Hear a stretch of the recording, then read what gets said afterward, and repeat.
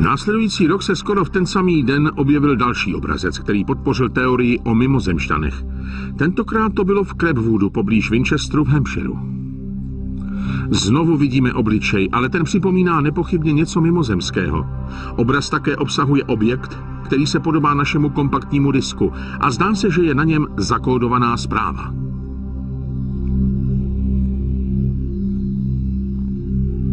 Tentokrát byla použita i jiná technika. Horizontální vzory s různou šířkou, které připomínají televizní obraz. Zpráva připomíná spirálu, která se skládá z několika čtverců. Kryptologovi Paulu Vigejovi se podařilo zprávu rozluštit.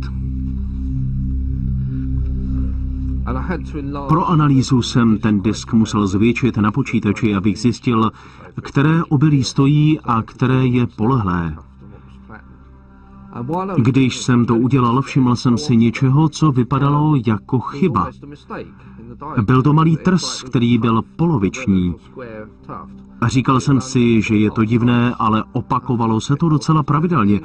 Spočítal jsem je a ukázalo se, že se objevují každých 8 bitů. Z počítačového hlediska jde o nějaký binární kód. Převedl jsem to tedy do amerického standardního kódu pro výměnu informací, což je standardní kód, v němž se kóduje abeceda. A pak se začala objevovat slova. Takže jsem projel celý disk a získal úplně konkrétní zprávu. Ta zpráva je v angličtině a zní: pozor na posly falešných darů a jejich plané sliby.